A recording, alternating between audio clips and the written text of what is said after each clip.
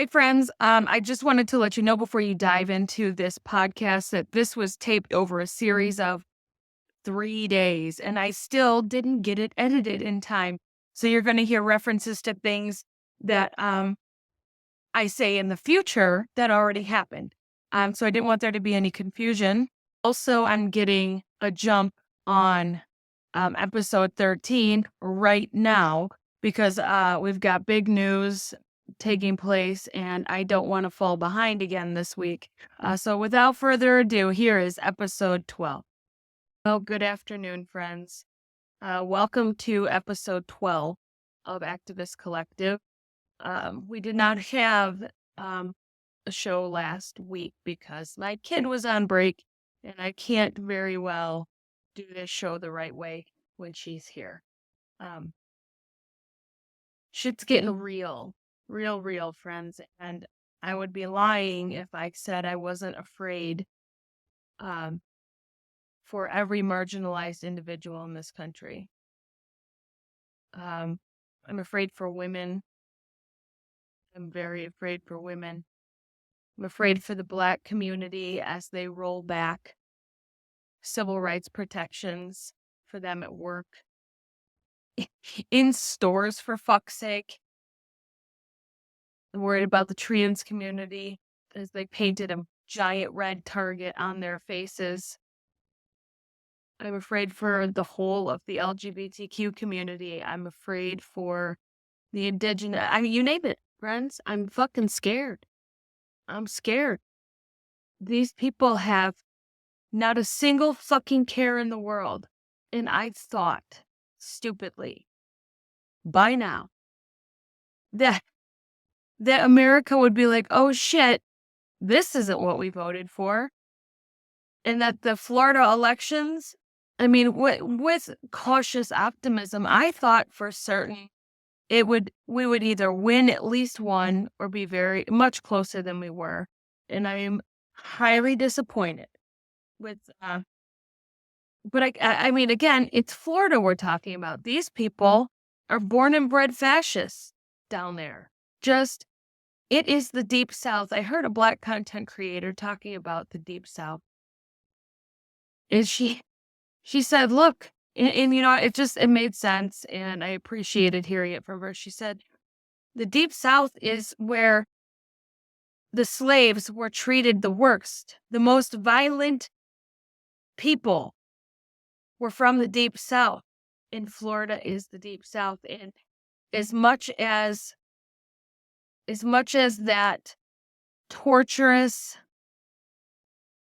event carried through the genes of the Black community today, the hate that the white men had is in their veins. It's in their DNA.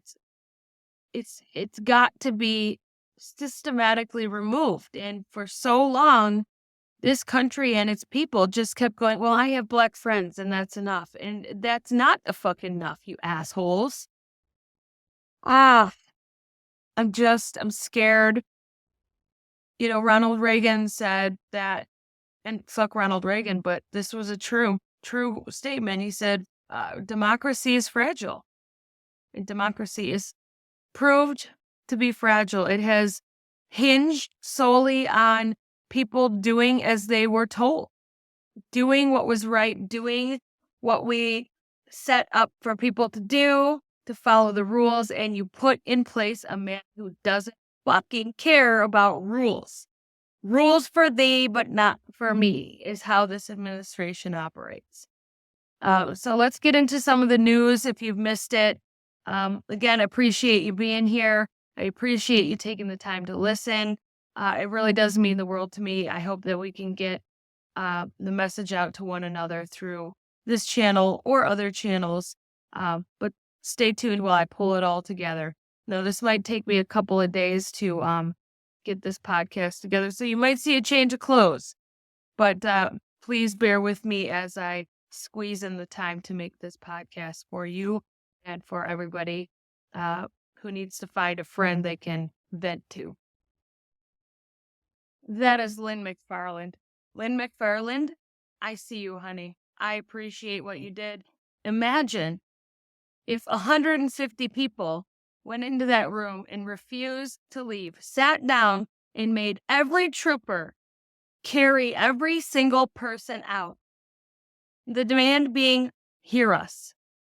Don't vote on this hateful bill.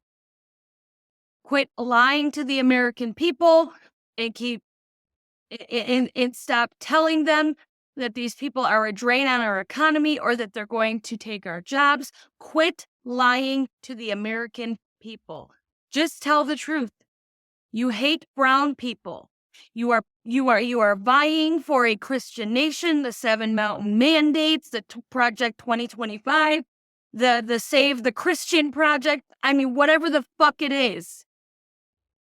Stop lying to the American people. And Lynn McFarland refused to get up, and I feel indebted to that woman for setting an example. Lynn McFarland, 80-year-old Tennessean woman, setting the example for how you peacefully protest. Now, that's the kind of thing we need. We need large sit-ins. Large sit-ins. And I can call for that here on my my podcast. I can't do that on TikTok. But we need massive amounts of people day after day after day. If they won't let you in the room, you sit in the hallway. If they won't let you in the hallway, you sit in front of the door. If they won't let you in front of the door, you sit in front of their cars. I don't care. You find a way to make the problem known, and that's what needs to be done. You guys, yesterday, the asshole in chief, the skid mark, I don't know what he called it, Judgment Day or some shit. I don't know. I don't fucking care. But he imposed tariffs across the board on every nation that we trade with.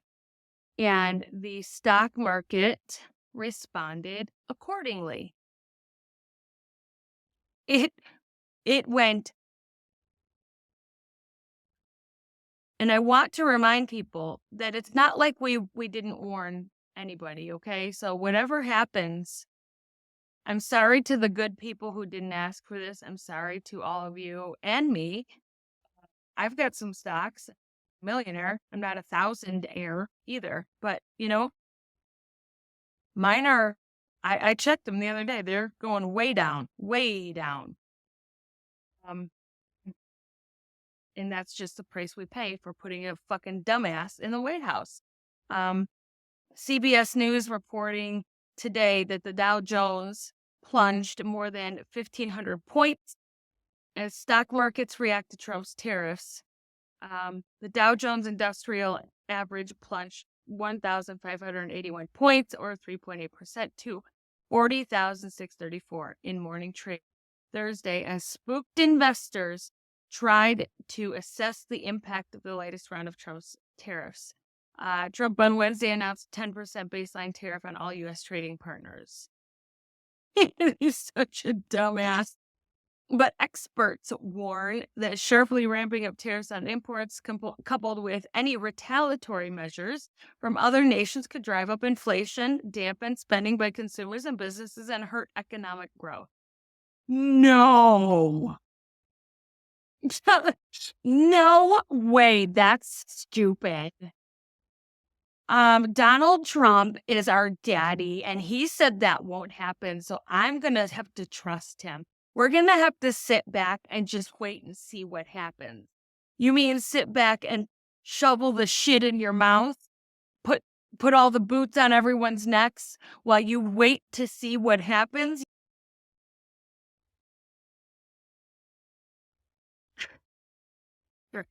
This is the most unprofessional podcast you're ever going to see. I hope it is exactly what you wanted, because I can only do what I'm capable of. Listen, the Trump administration is attacking our judicial system, and that can't go undiscussed. That's a word.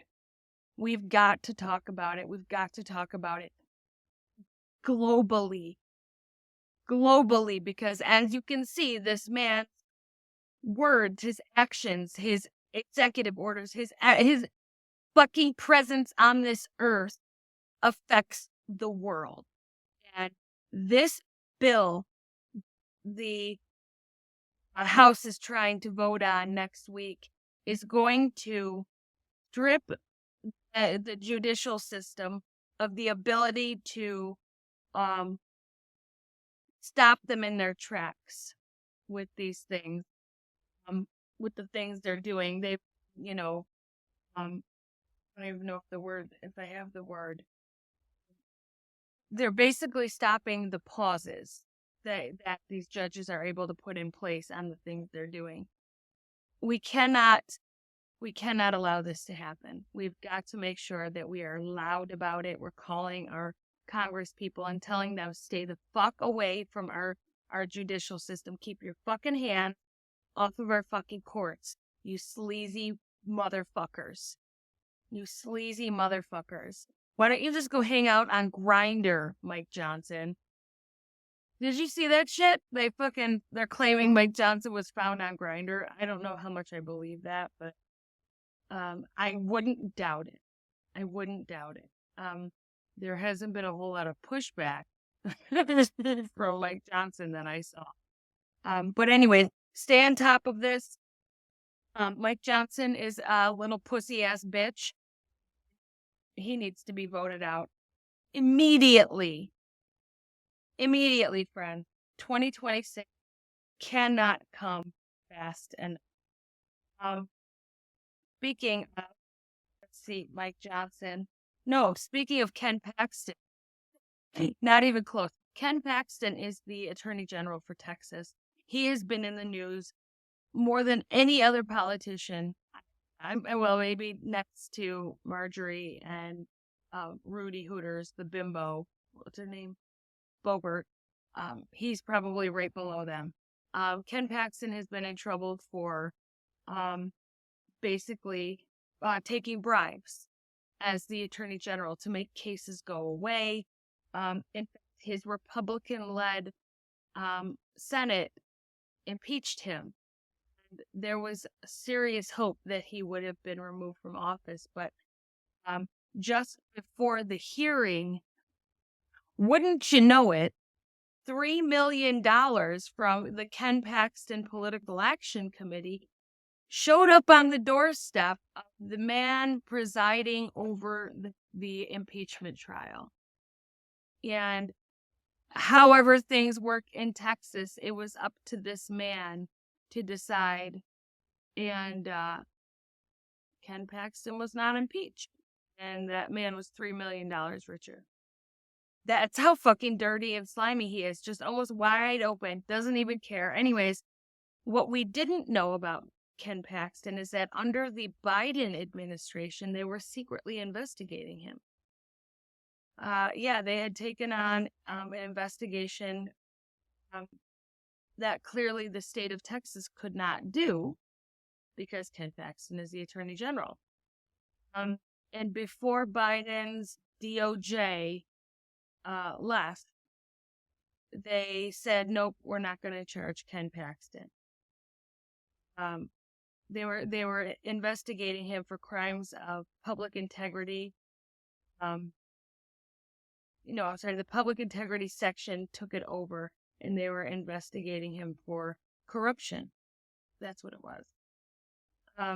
And wouldn't you know it, the DOJ, led by Merrick Garland, couldn't find a way to charge one of the most corrupt individuals in politics today.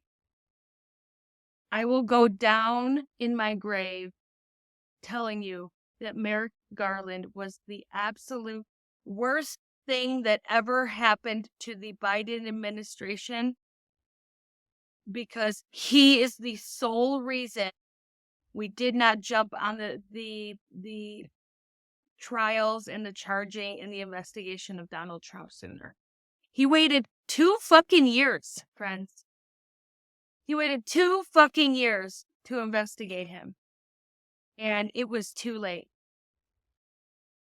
Our Congress, knowing the man that was running, knowing who Donald Trump was, didn't even try to pass any laws or regulations or anything that would stop this fucking man from being able to hold office. They just thought the laws in place would work.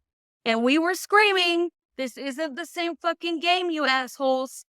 And nobody fucking listened. And here we sit. Here we fucking sit. Georgia. They're passing, it passed their house, the state house, 2 religious freedom bills. It's called the RFRA, the Religious Freedom Restoration Act, because don't you know, Christians are under attack. Oh my God, call God. The Christians are under attack. Nobody likes us anymore. Friends, the MAGA Christians seriously think that everybody in this country, or the world for that matter, should convert to Christianity and be just like them. And they are willing to pay any dollar amount to get politicians in office that will force that to happen.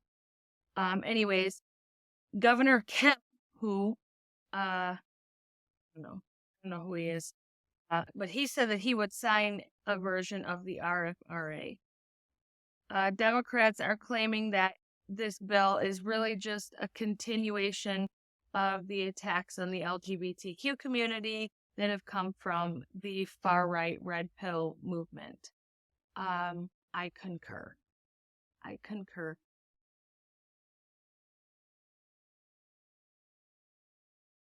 You're a dumbass. You're a fucking dumbass, MAGA. All of you. Incredible. Just incredible. But look at, when the stock market does this, if it comes back, which it probably will, Donald Trump has done a favor to these billionaires. They've lowered stocks considerably so people can buy in at a much lower price. They do buy back in, which has been happening. That has been happening. I'm going to take a quick break. Let me pull up our next topic here. So a JP Morgan economist, sorry, I'm jumping all over the place, just deal with it. The JP Morgan economist says that tariffs could push the U.S. into a recession. And I'm here to tell you, he's not the only economist that is saying so. His name is Michael Ferroli, and he said in a note that Trump's tariffs would bring in considerable revenue, but at the expense of higher prices and could hit consumer purchasing power. On a static basis, this is a quote, on a static basis, today's announcement would raise just under $400 billion in revenue, or about 1.3% of GDP, which would be the largest tax increase since the Revenue Act of 1968. We estimate that today's announcement measures could boost PCE prices by 1 to 1.5% this year, and we believe the inflationary effects would mostly be realized in the middle quarter of the year. The resulting hit to purchasing power could take real disposable personal income growth in 2Q and 3Q into negative territory, and with it, the risk that real consumer spending could also contract in those quarters. This impact alone could take the economy perilously close to slipping into a recession. He thinks that by making billionaires more money, that it's going to fix this economy. When the economy was growing, our economy was doing good under Biden. We were gaining jobs. We were gaining, better relationships globally. And I don't know. I don't know what to do with. I don't know what to think about this other than you can't just go, there's going to be short-term pain for long-term, benefits. You can't say that. You can't say that. Let me tell you what Senator John Kennedy said. He's from Louisiana also, with Mike Johnson, the fucking tiny dick. He said he's confident Trump would reconsider the tariffs if there's a significant impact on U.S. consumers. Bullshit. That man does not fucking care. If his rich friends are making money hand over fist, he will not fucking care if the people, the small people, middle and lower class, are suffering. Clearly, he doesn't care. Anyways, here's what he said. Quote, if they make things better, they should want more. If it makes things worse, they should want to recalibrate. If the tariffs end up hurting America, I think you'll see President Trump recalibrate. You shouldn't be testing the waters on the American people. If you don't know the outcome, then you don't do it. You don't break the lower and middle class because you want to test a theory or see if, tariffs will make rich men richer. And that's what we are. We are literally just test subjects, and he doesn't fucking care about us, friend. I don't know what it's going to take for these fucking maggot dipshits to see that. And you know what? The reciprocal tariffs from other countries are going to hurt us incredibly. Incredibly. Stellantis, the car company that makes Jeep, is closing down 2 factories, one in Windsor and one in Toluca, Mexico, which will lay off 900 employees. They're closing down 2. And you can bet your bottom dollar, friends, that there's going to be more auto companies closing down. There's no way that this will not hurt the auto industry. In fact, they've been screaming it, please don't do this. It's unbelievable where we sit in this country. It's unbelievable that the felon sitting in the White House is walking around free as a bird and the most powerful man in the world. He frees the January 6ers who are walking around these streets just violating people every chance they fucking get. He's pardoned the 2 jerk-offs who committed crypto fraud. Word is they've got those 2 working for him so he can build his own cryptocurrency. I mean, the emoluments clause, he just fucking set ablaze, man. First thing he did was sign an executive order that basically said the president can get gifts, can make, money, where we are incredibly fucked down Schitt's Creek without a paddle with this administration if we don't get off our asses and do something. In 2 days, there's going to be a massive nationwide protest. 5051 is the organizer. And there are information pages going around for your area where you can find, like in Michigan, there's one in Detroit, there's one in Oscoda, there's one in Grand Rapids, there's one in Lansing. They're all over the place. I wish we could all convene on Washington. That would be awesome.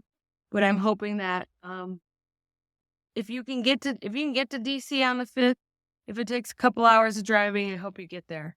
I really do. I want this to be the biggest thing that the media can't ignore, because they ignored the veterans, and I'm fucking pissed about that. I'm still pissed about that. They wouldn't even cover it. Well, they're not going to be able to ignore this one. April 5th, friends. Oh, look at that. Another change of clothes. We're on day 3 of trying to get those podcasts out. It's been one hell of a week. But as I was saying, April 5th, which is tomorrow, Saturday, is the nationwide protest. And it is being organized by 5051. If you go to, and you're spelling it out, 5050.1, that's their website, and I'll put it up here in the corner for you to take a look. You can find a protest local to you. We're in Michigan, and there's a ton all around me. So you should be able to find something at least somewhat local to you. They even have them in Oscoda and East Tawas. in northern Michigan. So you're going to be able to find plenty of those. So if you do plan on going, which I hope you do, please remember we need you to be safe. Okay, I'll reiterate, I've said this on multiple platforms. We're not there to fight.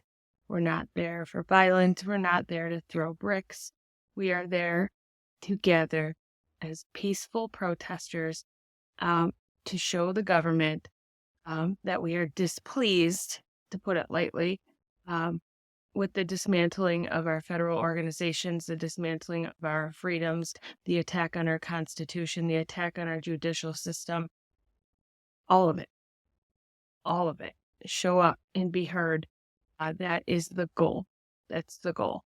So make sure for your own safety, if you have tattoos, you cover those tattoos. You want to wear a mask. You want to wear sunglasses to protect your identity. Now, you don't have to. This is just a suggestion. Okay, if you don't want people to know who you are, those are good ways to protect your identity. Some people are saying leave your phone in your car. Some say bring a burner phone.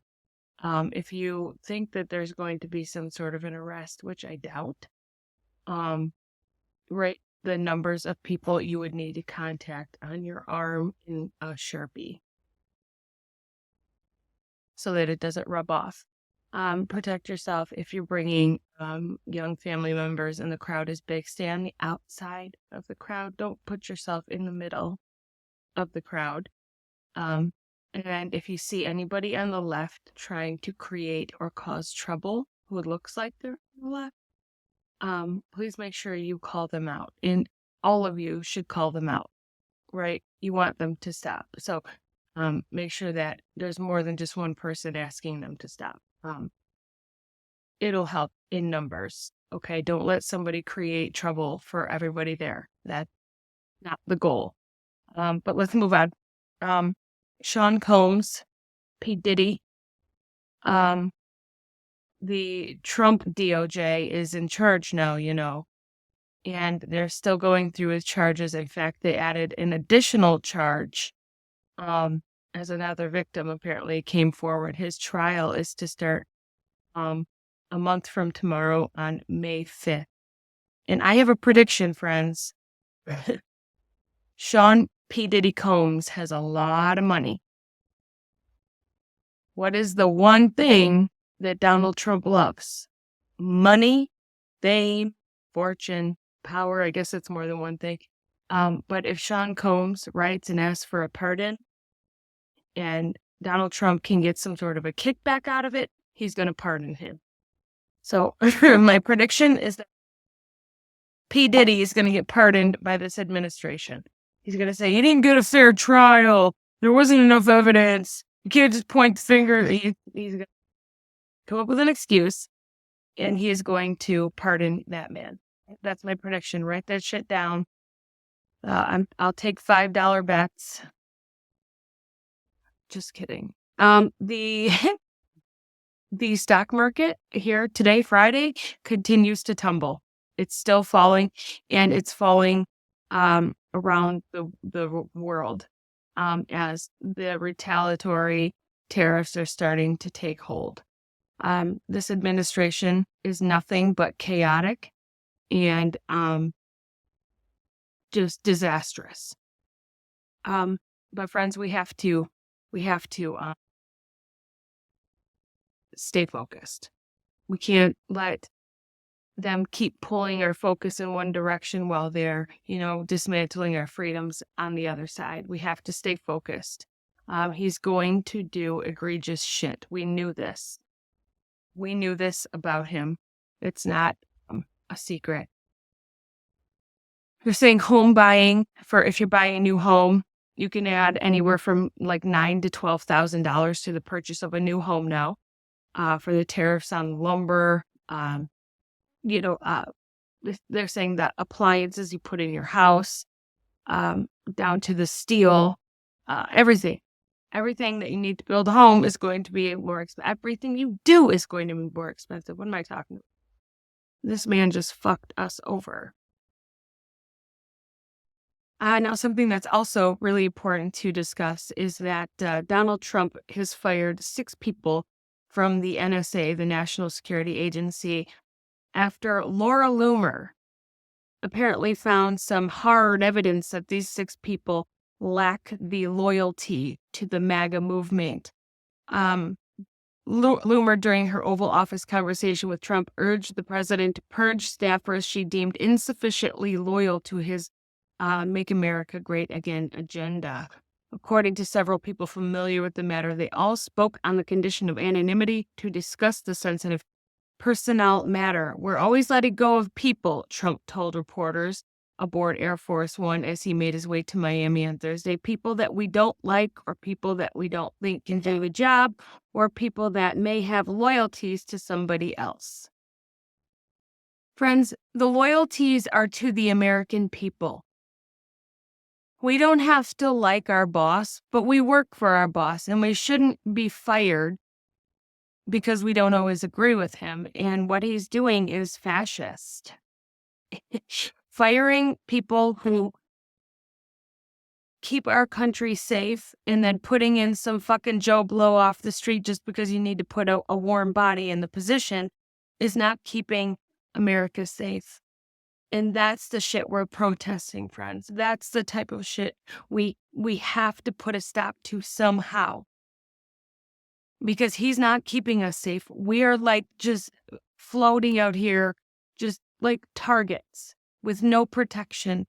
Tulsi Gabbard's in the pockets of the Russians. The FBI director, Kash Patel, was on their fucking payroll. And Donald Trump isn't even putting tariffs on Russia. Everybody in the fucking free world got tariffed. Not Russia, not Belarus, right? Not the fascist countries that he's friends with or that have compromise on him. And if Laura Loomer can just walk in with some stack of papers and tell him to fire people in our fucking government, in our military, in our intelligence community, and he does it, what kind of a pussy-ass bitch is that? Yeah, that's your fucking president. Unfucking believable. Unbelievable. But on that note, Tulsi Gabbard also is firing 100 people from her department. Here's what was said. The director of national intelligence, Tulsi Gabbard, the Russian asset, said on Tuesday that more than 100 intelligence officers will be fired for participating in sexually explicit messages in national security chat rooms. There are over 100 people from across the intelligence community that contributed to and participated in what is really just an egregious violation of trust, she said in an interview with Fox News' Jesse Waters. It put out a directive today that they will all be terminated and their security clearances revoked.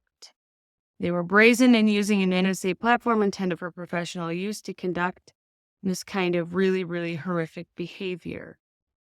The messages allegedly exchanged in chat rooms were first reported by conservative activist Christopher Rufo, who writes for City Journal. Who the fuck is that? What the fuck is that? And a DNI spokesperson, Alexa Henning, said on her X account, because that seems to be the official source for information now, is a social media platform. The various intelligence agencies have been directed to identify and terminate employees who have participated in sexually explicit conversations by Friday, as well as revoke their security clearances. The DNI sent a memo directing all intelligence agencies to identify the employees who participated in the NSA's obscene, pornographic, and sexually explicit chat rooms and to terminate their employment. Potential misuse of these platforms by a small group of individuals does not represent the community. Investigations to address this misuse of government systems are ongoing, said Gabbard. I want to remind you, friends, what was the mission of Project 2025? Remember, one of the main drafters of that is Russ Vought. Russ Vought is now the head of OMB. That's the bank, essentially. That's where the money is it goes through the OMB. Part of Project 2025 was to fire every single person in the government and replace them with loyalists. They are still recruiting. On the Project 2025 webpage, they are still recruiting loyalists. You can go to Project 2025 online if you have some spare time. The very first page you come to, it offers a link for you to join them. And if they find some use for you, they will hire you and put you in a position in the government, as long as you show your absolute devotion and loyalty to MAGA. So for them to say there's these sexually explicit chat rooms, I would be highly suspect. I don't believe it. I think it's just a made-up excuse to fire 100 people. You're going to start seeing more sweeping firings using excuses that can get around the courts. You know what I'm saying? If they wanted to fire people from the national intelligence community, the courts would get involved again, right? But not if we claim that they're doing something fucking crazy that violates their contract and they got fired for,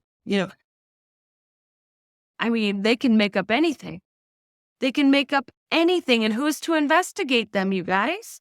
Do you think that Kash Patel's going to investigate Tulsi Gabbard? No. Do you think that the pit bull, Pam Bondi's going to investigate Kash Patel? No. There's no checks or balances. The government is completely taken over.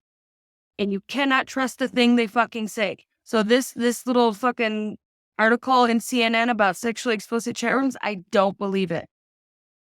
Not out of this government, because I know they need reasons to fire people so they can put loyalists in their place. They have followed Project 2025 to the letter. To the letter. And right now the courts are getting in the way of them firing people so they can put in these loyalists. And so another way to get around that is to fire them for cause. An actual cause. And if they've got to create a cause, make up these chat rooms, then by God, they're gonna. And who's to stop them or investigate? So keep that in mind.